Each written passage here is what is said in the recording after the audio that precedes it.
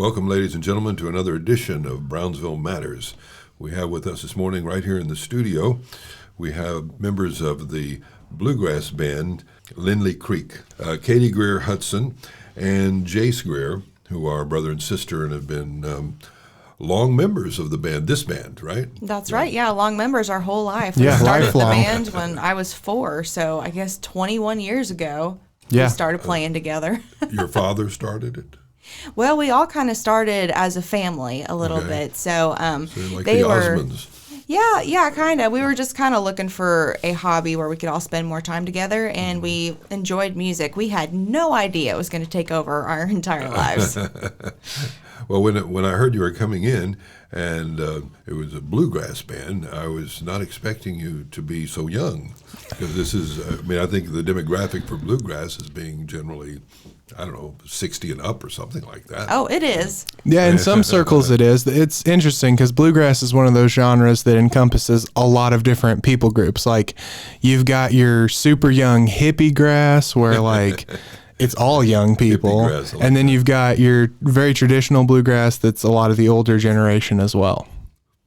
And you are touring right now. Yes, we are. So we're from Missouri, close to the Springfield, Missouri area, and we're down here in South Texas for a couple months. We'll be here till the first week of March, and we've been here since, I want to say, the first week of January. And you tour in the valley only or across the state? What is the range of your tour? So for this winter tour, it's just here in the valley, Here in the but valley. we're going to go home for a little while, and then we tour all over the place the rest of the year. So we'll be going to Louisiana this year, and Minnesota, Wisconsin, Oh my goodness. You're- kind of everywhere, really. Probably up to into Canada, yeah. Yeah, So you're on the road a lot. most of the year, yeah. And what is your venue here in the Rio Grande Valley? Where do you typically play? We are mostly in RV parks for the Winter Texans. Oh, interesting. Yeah, we are. We play quite a few of those. We like to entertain the Northerners who are in the South. I like that. The Northerners in the South, yes. And they, and so a lot of that group has deep ties to this music, I assume. Yeah, a lot of them do. A lot of them, it's kind of what they grew up on. So it's almost nostalgic for them to Sure. listen to it. Wouldn't you say, Jase? Yeah, absolutely. And I would also say that they have influenced our music as well as like our music has influenced them to play like some songs that you wouldn't really expect from a bluegrass band. So we really like to surprise them with the familiar sometimes, do a song that they knew from back in the day, and it really stretches you like as what an would that be? artist. So like we're doing that Eurythmics song, Sweet Dreams. Oh, Yeah, we do that. We're doing another one, Bites the Dust, just Yeah. because Katie wanted to. Yeah, and we're doing some older ones too. Like when we first started coming down here, we were doing some Beach Boys songs, and everybody really liked that. But the longer we're down here, the more the age demographic kind of changes. So they want to hear a little bit more recent music, 80s instead of 60s. So you have a wide range. You're not just bluegrass. Yeah, we play whatever we want to, is what we tell people. Is there a lot of what I might call modern pop music that has bluegrass roots? I would say it's in there a lot. Yeah, like have you guys seen the movie Oh Brother, Where Art Thou? Oh, yes, I was just thinking of it this morning. So the guy who sings Man of Constant Sorrow in that movie, he did a song with that DJ Avicii, however he says it. And it was like a huge pop hit for like years. And so that's like straight from bluegrass, really. Yeah, so it's in there. A lot of times it's subtle, but it's in there for sure. Every now and again, you'll hear a banjo or a mandolin in the background of a lot of current songs I found. I think when a lot of people think of bluegrass, they think of like that scene from Deliverance. You got Certainly. the banjo players who are magnificent. Oh, yeah, They're for sure. extraordinary. And so we think of that. But what is the reputation of the genre that you find surprising? What do people not understand? I think a lot of people think that bluegrass is kind of a dying genre, right? That they're all older folks who sing through their nose and that you just can't stand to listen to what they're playing. And, there's a lot of that culture still within bluegrass. And the more you dive into it, the more you learn to respect that kind of music because that's where it all started. But there's a whole community of people in their, teens, 20s, 30s who love bluegrass music, grew up listening to it, going to bluegrass festivals, and they're bringing with it a whole new taste and flavor to bluegrass music. So it's not just for the older people anymore. And like my brother and I, we grew up right in it. And it is such a wholesome and good community to be around. Yeah, absolutely. And there's a lot of innovation as well. Like we like to say that we make progressive bluegrass. Okay. Because there's a distinction there. We're trying to make like songs that are relevant to things people experience today. Like every song we sing is not about a coal mine and running moonshine because that's not really something that we can relate to. But we're trying to make songs that just about real life situations and just with musicianship that we try to always have at the highest standard. And really, I mean, some of our songs have a very modern sound to them. It's just with acoustic instruments. And, you see like a big surge of that lately. Acoustic is starting to be a really big thing again. Is there any rap bluegrass? There actually is. There's a band called Gangsta Grass. Gangsta grass? Yes. They did the theme song for that TV show Justified. Oh, really? Yeah, Wow. they're really incredible, very talented, and very interesting. I love listening to it because it just makes me smile to think that like rap and bluegrass can meet together in this place and make something cool. Well, if you are a really extraordinarily creative person, you can blend genres to great magic, really. Absolutely. And now, what's the difference between bluegrass and folk music?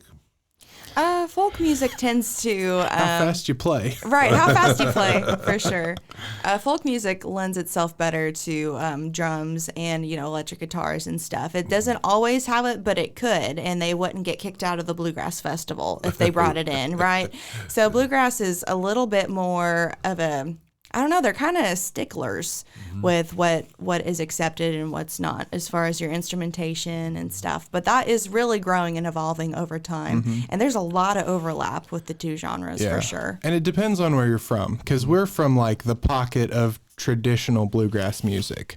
Like where we come from, it's got to be traditional, but like the more that we travel and go and see bluegrass in other settings, we notice like the rules are not as hard and fast as we grew up believing them to be, which is awesome because I think the very best music takes influences from several genres. Do you write your own music? We Some do, of your own? yeah. Mm-hmm. And what is your process? It's we do it a lot of different ways actually. Katie actually does. She's writing more than any of us right now, but we will also, like a couple years ago when we were down here, we were writing 2 or 3 times a week as like a band, just as a group. We would bring our ideas and try to flesh them out. And that was a really fun process, but there's lots of ways to write songs. Yeah, so I do a lot of co-writes where I'll have a friend or a buddy or whoever who writes songs, and we'll set up a Skype or whatever, and we'll just get on there and see if anybody has an idea that they're excited about to start working on, or we just try to come up with something together. And the whole thing is very collaborative. You can't just go with an idea if the other person doesn't like it. You're on a co-write to ask their opinion and to work on something together. Do you start with the lyrics or the music? Or can it go both ways? It goes both ways for sure. We like to start with a concept a lot of the times. Let's write a song about the sky, and then like, okay, well, what does the sky sound like, and then try to work from there. So I do a lot of those.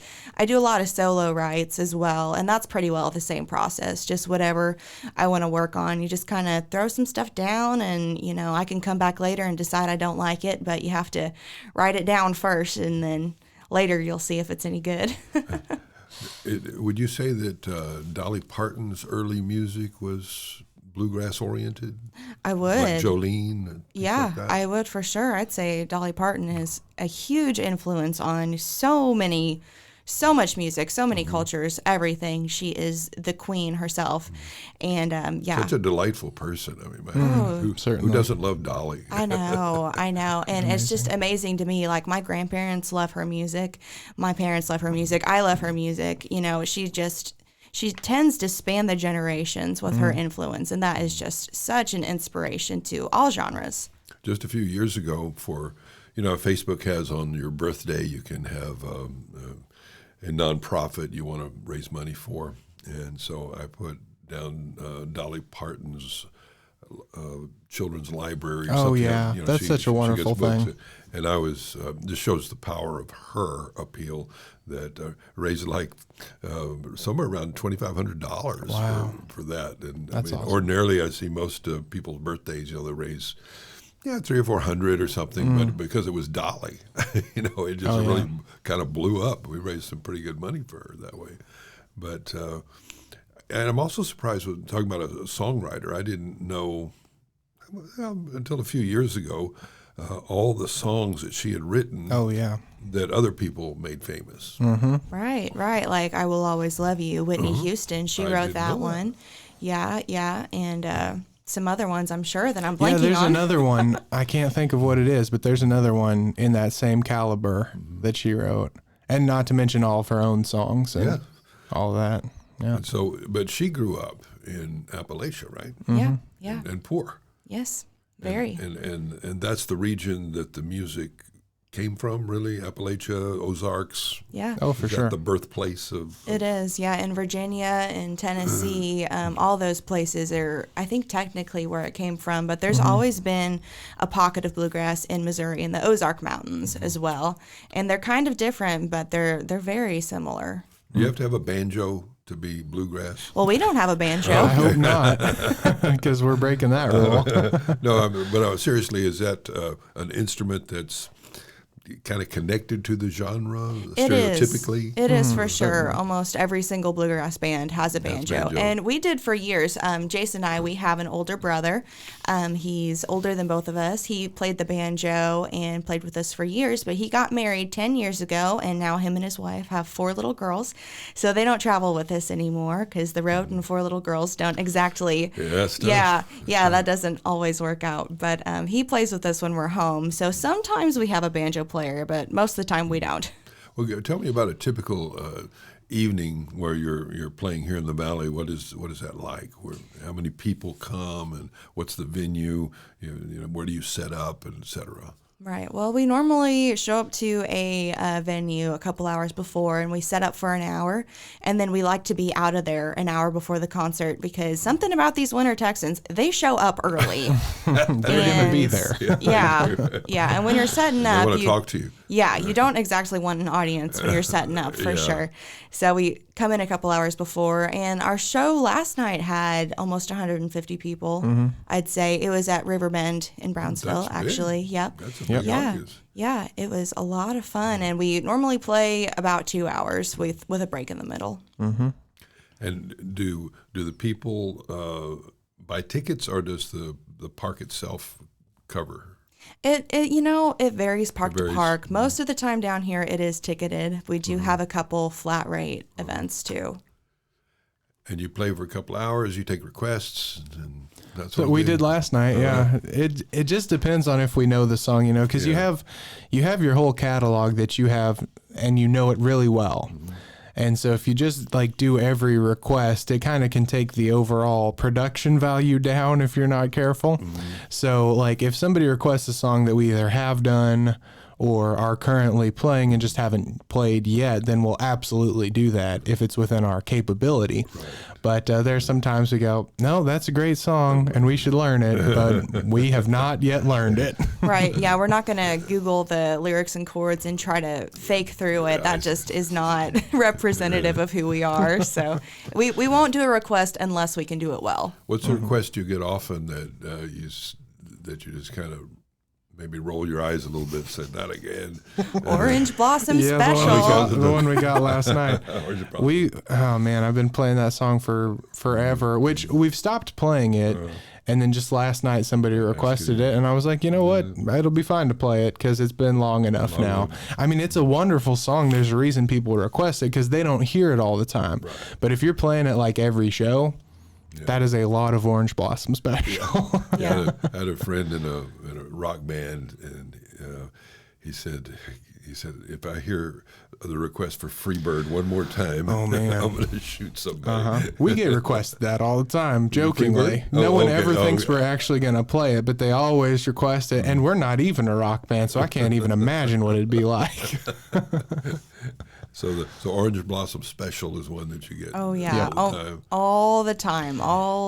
You get that, and you get Rocky Top. And 10 years ago, you got Man of Constant Sorrow all the time because that movie was huge. I think the soundtrack for that movie outsold the movie. Yeah, I'm sure it did. It was really something. Yeah. And did that, when you were playing at the time, did that boost your business? That movie? It definitely helped us start. It boosted awareness, and it was very inspirational to us. Yeah. Yeah, I think watching that movie was a big introduction to bluegrass at all for my parents because, my parents, they were, kind of normal people before we were playing music. They didn't know how to play music. So they were introduced to bluegrass just as a wholesome activity to do together. And we learned how to play music together as a family, but none of us were really... You mean your parents didn't know how to play? No, they didn't. I mean, my mom... They learned how to play as adults? Yep, yes, in their mid-30s. They did. In their 30s, they learned. Wow. My mom knew, piano from church and stuff, and I guess Dad played saxophone in college, but... In high school, yeah. Right, in high school, right, not college. But, yeah, they really didn't know anything about the genre at all. And they just decided, we're going to start a band? Kind of. Our older brother, he is very gifted on the banjo. Very gifted, very good banjo player. Yes, the banjo. Yeah.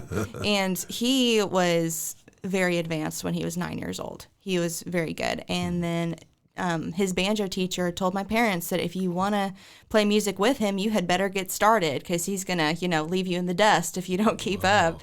So they kind of started learning to keep up with him, and then it became something that we would all do as a family. Even some of my grandparents would try to play with us. And it was just kind of something we did most weeknights for fun. And one time we had a little church. They found out that we were playing music, and they asked us to come play a couple songs. And we were really excited, and we sounded really bad. But we were so in love with music, we didn't know any better than to just keep going. So, I mean, I was 4 when this was all happening, and by the time I was 12, we went full-time with it. My goodness. Yeah. That's quite a story, really, for parents at that age to say, well, we'll just learn how to do this. Yeah. The older we get, the crazier that story seems. When you're raised doing a thing, it's just like, oh, yeah, everybody does this. And then you get to be 27 like I am now, and you go, my dad left his job when he was a little older than you. Not even all of his kids were teenagers. And was like, we're going to just make music from here on. And that was 14 years ago, and we're still doing it. And he's probably about 1% of the people who beat those odds. I would say so. To be able to make a living. Sometimes we talk about how many family band friends we've had that have played music and are no longer playing music, which a lot of family bands do it temporarily on purpose. They're like, we'll do this till the kids are out of high school or whatever. And we just never gave ourselves an end date. And so here we still are. Well, and just like happened to your older brother, the affairs of the world pull you away because of family and children and all sorts of things. So it's hard for them to stay together. And then absolutely. And then if you're not family, then it's even, I suppose, worse in some ways because absolutely you got the other families, like what happened to the Beatles. Right. People get pulled apart for all kinds of reasons. Very rare for most bands to stay together. Yeah, it really is. We've got some family band friends of ours, and their dad it's more of the classic thing where their dad played music all his life and then wanted to play music with his kids. And he had like a million band members, was in a bunch of different bands, and he would talk about it all the time. He's like, yeah, this one time bandmate did this, and you'd be like, what? I can't even believe that. And yeah, so we've never been like, oh, I wish we would just have a bunch of hired people around. We're very fortunate to do it the way we do. Yeah, and we're very fortunate being a family band to still be, together in the family band, because I'm the youngest kid, and I'm 25 now, and I just got married last May, and Jase has been married for a few years, and both of our spouses have been so supportive of what we're doing, and they believe in what we do, which is huge, because, going to trying to date somebody who's, quote unquote normal is really kind of difficult, because you're like, yeah, I'm going to be gone months at a time, traveling, playing music. I'm never in one spot. And to find somebody who's supportive of that has been such a blessing and Absolutely. so huge, because like you said, most family bands kind of fizzle out, once the kids get a certain age. So we've been really fortunate to find a good team. Well, at least he knew what he was getting into. He sure did. And he's here now. Yep. He's down here in the valley. He has a job that he's a volleyball referee as well. So he travels with that, and he travels and does music with us. So it's kind of two weird worlds colliding. So you all are on different tours much of the time. Yeah, we are. Then but you say, he's wait a able minute, to. we're going to be in Dallas at the same time. Right. Yeah. He's working in San Antonio this weekend, so he's able to kind of schedule around me, which is good. That's wonderful. And do you have children? No, not yet. Not yet. You have children? No children, no. Well, when that happens, it'll get more complicated. Oh, right? yeah. Certainly. But not impossible. We've got some really good friends that have had kids and It's just all kept doable. right going, yeah. And they will take right to it themselves if you'll have them there playing music at 3. Yeah, sure. that's something we really notice is like second generation like bands or children. Like we've got some friends of ours that they were like a first generation band and they had 11 kids.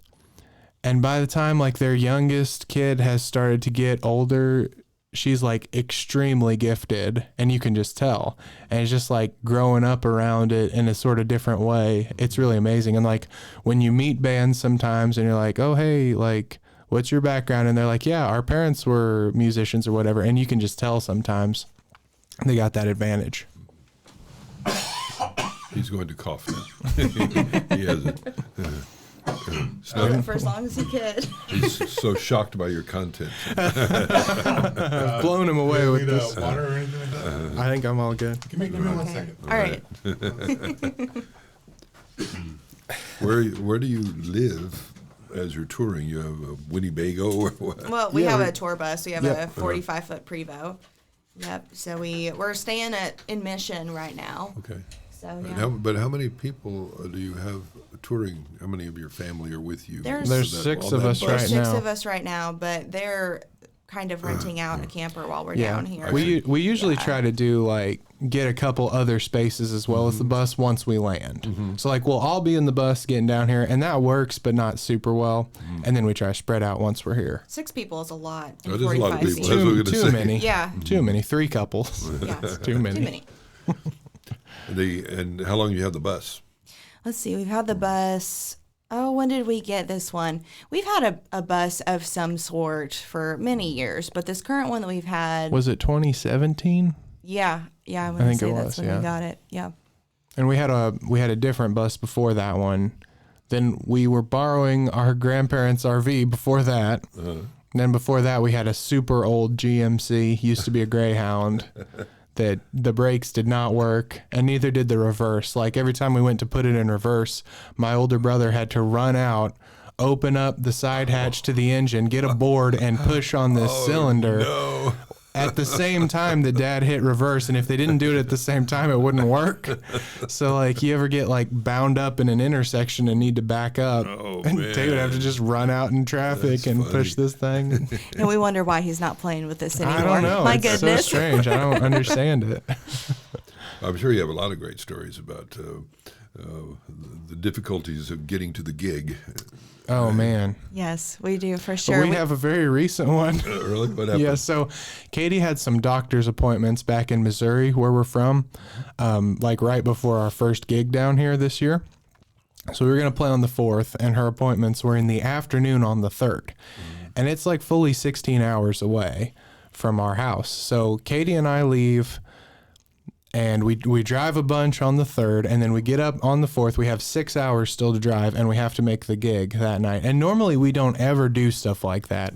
We usually try to have at least one buffer day. And so we're driving, and we had, let's see, we were through Houston. We were like an hour from Corpus Christi, and I'm in the left lane just breezing by this semi truck, and all of a sudden my tachometer goes to 0. Oh no. And just I start slowing down, and I'm hitting the gas and nothing, and like 50 lights show up. And I'm like, oh no, because we were actually, and this is probably why, we were just talking about like what great time we were making. And so I get all the way over and get stopped. The brakes kind of stopped working, and I had to use my emergency brake, and it was just like sketchy. And I couldn't figure out what was going on. And so I kind of called Dad, and I was like, because Dad actually used to work in a salvage yard, and he's been a mechanic and like all kinds of stuff. So he knows how to do everything. So I was like, yeah, I'm not really sure what the deal is. Here's some things it might be. And then I was like, we needed gas. And then I forgot to get it. And that was like 2 hours ago. He's like, yeah, I think you fuel starved it. So I was like, well, I sure hope that's what it is. I mean, it's one of those, it's one of those classic situations where you don't know to be glad if it's fixed so easy or mad at yourself that it was something so easy, right? So Katie and I get out and we start walking, and luckily we were not very far from this place. It was what was it? It was like a heavy machinery rental, so like skid steers and all kinds of stuff. Yeah, so we go in, and I was like, do you guys have any gas? And they were like, sure. So they gave me a tank with like 2 or 3 gallons of gas in it. So walked back to the car, filled it like as full as I could, then drove it directly to a gas station, filled it the rest of the way up, and returned to their gas tank. They didn't even charge me. They were so nice. But yeah, we almost didn't make our gig that night. And that was like 2 weeks ago. Yeah, but I mean, we've had so many things happen, like in our tour bus. We were playing this gig in Idaho, and we had never really played in Idaho before, and we were not expecting the mountainous region that is Idaho. So we were driving up this mountain, and the roads were so, hairpin turns all the time. At one point, the tires started spinning, like on the bus. Like we're making a corner going straight up, and like some of the back tires are not finding purchase. And we're all just like, are we going to get up this mountain? Yeah, it had us all so nervous and shook up. And then we finally got there, and we got out of the bus, and the lady who had hired us was talking to us, and my mom was so nervous from the trip that she introduced me as herself. I'm like, no, that's not my name. That's her name. And it just freaked her out so much. We still talk about that all the time. Yeah, she's like, this is my daughter, Kathy. And Katie goes, no, I'm Katie. She's Kathy. What is your kind of favorite venue in the Valley, if you have one, or favorite couple? Man, there's a lot of great places. It's hard to remember them all because they all have the same name. I imagine River Bend's quite nice. River Bend is one of the best. We love River Bend for sure. That's a very good park. We used to play this festival down here. It was the Fiesta Bowl? Fiesta Bowl or something. That was always a hoot. We really liked that. And we play this event the past couple of years. It's called Gospel Fest. It's is it at Fun and Sun? Yeah, it's at Fun and Sun. Yeah, it's really cool. They always have a huge turnout, and we basically run the sound and are stage managers for the thing as well as play. So it's a nice change up from what our normal show is, because we get tired of our own shows. But yeah, there's so many great venues to play down here. Yeah. Well, how about in your national sense? You tour all over. Do you have a favorite place in Tennessee or Idaho, Canada? Well, we have been regulars at Silver Dollar City in Branson, Missouri lately. Oh, yeah, so imagine the that past is a great venue Yeah, there. it is. Starting in 2020, they hired us for a long contract, which pretty much just means that we're there a couple months, then off a couple months, then there a few weeks, then off a few weeks. We played a total of 80 dates there 80 last year. 80? Yep, and we play 4 shows a day when we're playing there. Is that a good arrangement? I mean, It's wonderful. It is. yeah. It's wonderful. So the money's It's steady, and you don't have to worry. right, Yeah. and it's close to home, which is really that's very nice. nice. So we still So get to play music And and, you do that be every home. year? The past 3, and we're going to be there again this year. So that is one that we just, it feels like coming home when we get to play there for sure. Absolutely. Did you develop your expertise as musicians, your polish, through just playing live all the time? Is that where you feel like you became true professionals? That's a big part of it. There is a lot of individual practice that you have to do to be good at anything. Yeah. And so like early on in our career, I know Katie and I, we went to lessons and we would practice a lot. And one of the coolest things about the bluegrass community is like going to festivals, there's like this healthy competitiveness and camaraderie around like being phenomenal on your instrument. Like everybody wants to be the best. And so when you go to a festival, like you're thinking you're pretty good, and then you see some people get up there and just absolutely smoke you, and you're like, oh, I need to go home and practice. And so you spend hours and hours doing that. But like now at the stage that we're at, having put in lots of time individual practicing, getting to play a ton of shows like makes you better as a band. So like individual practice will make you better as an individual musician, but like gigs make you better as a band. It's almost like a basketball player. Like you can go and get all your shots up and become a great individual player, but the only thing that's going to make you a better team player is to play on a team. So like playing at Silver Dollar City has brought us to new levels that we didn't even really know existed. Yeah, for sure. We are probably 3 times the band that we were in 2020 when we started playing there. Just that repetition over and over again really gets you tight, for Yeah, sure. and I think a key part in with that repetition is a little bit of boredom. When you get a little bored of these songs, now you start trying something. What if I could growl my voice here? What if I could play this like twice as fast? Like, what if I could double time this? What if I could half time this? Like what could I do to make this a little more interesting for myself? And all of a sudden, you just start doing stuff that you didn't even really think about the first 100 times you played this song, but now you like really start to unlock the code a little bit of how to like really make a song work. Well, what you're saying reminds me of Malcolm Gladwell's book, Outliers. Oh, I love that book.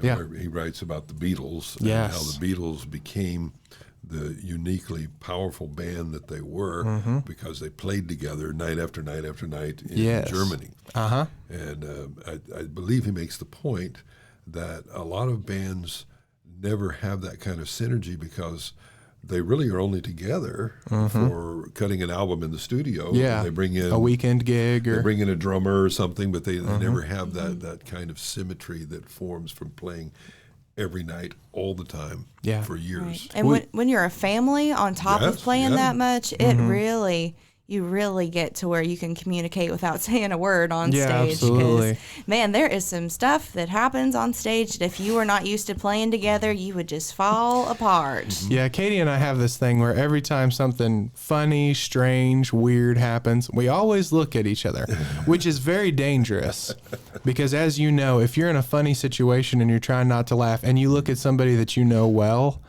that is like a recipe for disaster. But for some reason, Katie and I love to play with that fire and we'll always look at each other and just a single eyebrow raise, just really like micro expression. So hopefully the crowd doesn't really notice. We'll just kind of like, just give a quick eyebrow raise to each other. Well, we had a situation a couple nights ago where there was a lady who had a little bit too much to drink, and she was A lot just too much a to lot too much. She was yelling and just big racket. And I remember thinking that if we had not played so many shows together, we would have stopped the song because it was so distracting. But because we can play without thinking, we were able just to keep going and try to ignore her. Although she was not ignored. No, and the real bummer with that is she made the crowd uncomfortable. Yeah. We were fine, but man, you can feel it when your audience becomes uncomfortable. Like if your mom falls over on stage, the Just crowd random gets example. just a random example that definitely hasn't happened last year. Like things that make the crowd uncomfortable, they are hard to overcome. But yeah, we talk about that little excerpt from Outliers all the time. Do you? Every time, like when we're playing at Silver Dollar City, we're like, this is like what the Beatles did in Germany. And how interesting. we talk about the 10,000 hours you got to get in. Like that's a very influential book for us, for sure. I like to see brother and sister have this sort of affection, Right? Because that's not always common. Well, Right. it wasn't always that way for us either. No, I mean, spending so much time with your entire family, and this goes for our parents as well, it was kind of learn to get along with each other or die. Or die. There's no in between at all. And we hear all the time, like, people are like, I don't know how you stand to be around your parents or your siblings or whatever that long.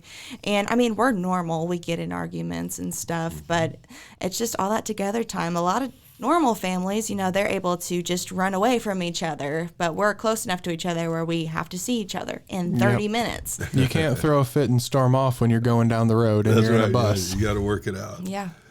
What about the Grand Ole Opry? You ever have any wish to play there? Oh, Every yeah. day? Every Always. day.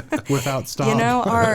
I think that's probably our mom's like number one wish. I would say she always talks about someday when we play the Opry, and it would mean so much to all of us. But I just know for her, that's like the pinnacle for sure. We'd probably have to have her on some sort of sedative because mom gets nervous a little bit more than the rest of us. Like if something's going to happen, she'll kind of get a little spazzy on us. I don't know that spazzy is That's the Probably word. not the right word. She just really, I don't know. She gets the jitters, I think would be the right word, which I do too.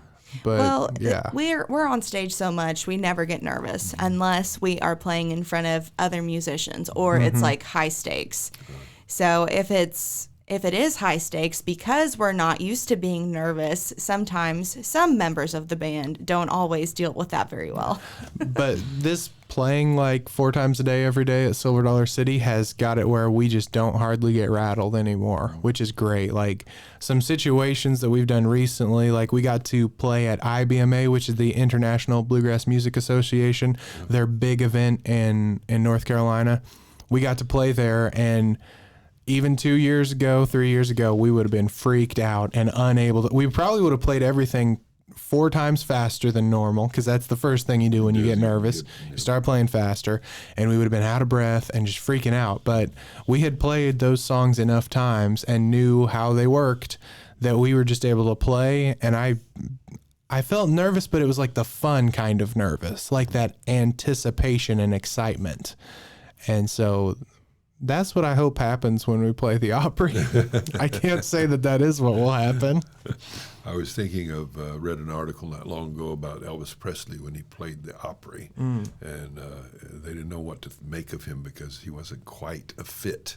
He was certainly. he was a bit different. And Oh, yeah. So they didn't invite him back because he kind of violated the codes at some level. Right. Whatever That's a those- wonder how he even made it as a musician, not playing the Opry. He did all right, huh? Yeah, he managed to do okay Yep. somehow.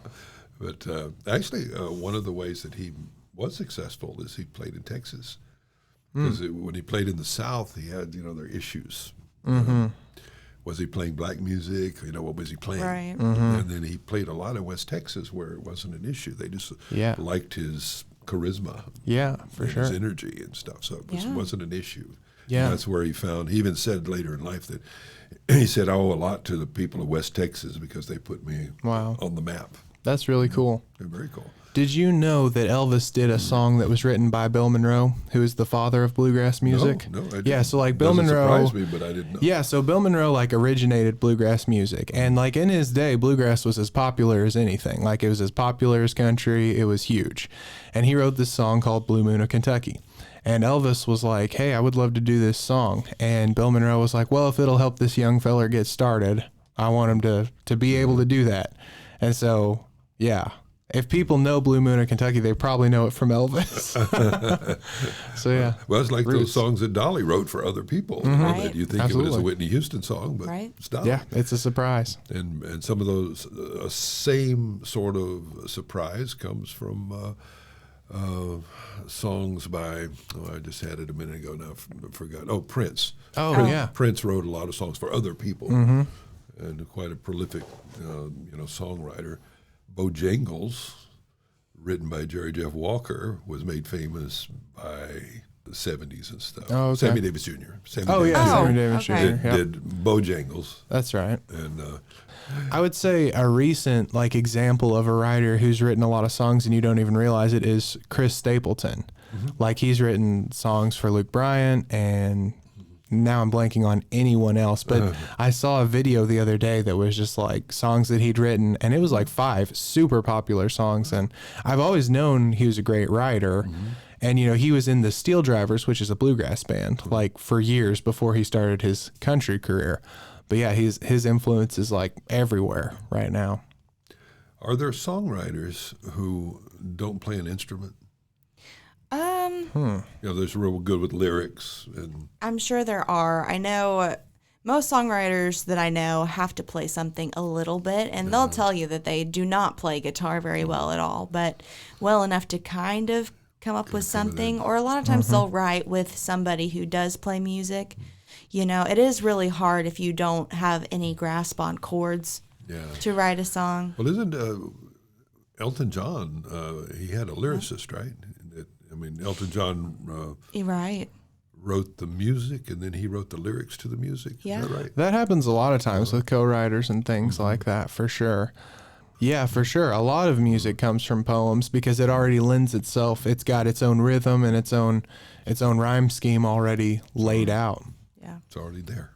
Well, thanks a lot for coming in. I really Yeah. appreciate the conversation, Of course. and good luck on your tour. How much longer are you going to be here? When do you leave the valley, so to We speak? leave, I think it's the 4th of March, 4th Oh, or 5th, you'll something be here a like while that. longer. Yeah, but we're excited because we have a new single coming out while we're down here in the valley. On February 17th, we have a new song that I wrote with a friend of mine. It's called Fare Thee Well, and we're really excited about it. So we're going to be doing all kinds of social media campaigns for that song and stuff like that. Yeah, you can find us at Lindley Creek, Lindley Creek. And we're on Facebook and Instagram. Yeah, .com. We got a website. And yeah, so that single will be coming out. And if you want to come see us while we're in the valley, we've got our schedule up there. Okay. And we don't just play oldies. We're going to play songs we've written. We're going to play all kinds of different stuff. So it'll be fun. And do you have albums that can be purchased online? Yeah, Yeah, we absolutely. do. Downloads? You can go on our website and find music if you want an actual physical copy, but you can also find us on Spotify or iTunes All right, or YouTube. We self-produce all of our own music videos, and we have a bunch of them out there. Okay. So if you want to watch some music videos, you can find that on YouTube or Facebook Yeah, as well. one of them we actually filmed down here in the valley. It's for our song called Sunshine Song, and we've got like shots in this orange grove and all kinds of cool By stuff. the beach, and it was fun because, well, not fun, but we recorded that song just like 2 weeks before that big freeze happened a couple years ago, and all the oranges died and stuff like that. Yeah. So it We're was very fortunate. Glad you interesting. got in ahead of that. Yes, Yeah. absolutely. Yeah, Well, we have plenty. One thing we have here is plenty of sunshine. that's Certainly. right. That's We right. love that. No, we've been coming down here for like 14 years. Yeah, Yep. Wow. long time. Yeah, we started coming down here the very first year that we went full time. We had heard about South Texas from some friends of ours, and they're like, if you can just get in that showcase, then all these activity directors will book you, and you'll have somewhere to play in the winter, because up north, there's nowhere to play in the winter sure. that doesn't get snowed out, that's right? right. So we went to the showcase, and we did horribly. We Oh. we booked like We were really 2 young. concerts, and my grandparents wintered down here, and my papa decided that we needed to be down here, so he drove around to all of the little RV parks and basically sat in their office and begged for them to hire us, and a lot of them did. So we came down just for like 3 weeks the next year. Yeah. And we booked all of those back, and we did much better at the showcase. And we've just been coming back down here every single year. And we've tried Florida and Arizona, but Texas seems to be where we're supposed to be. So we keep coming back to South Texas. Well, I can see your demographic being more suitable here than Arizona or Florida. It seems to be. This is your sweet spot. For sure. I mean, Texas was, at least as we know it today, the primary immigration to Texas came from Tennessee and Kentucky.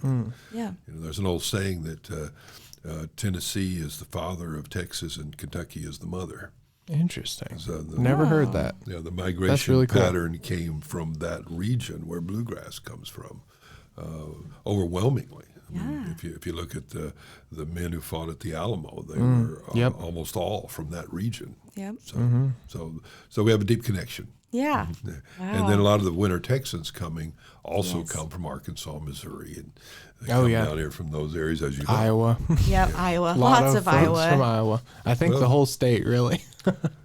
Well, Gabriel, we're going to have to go hear some bluegrass.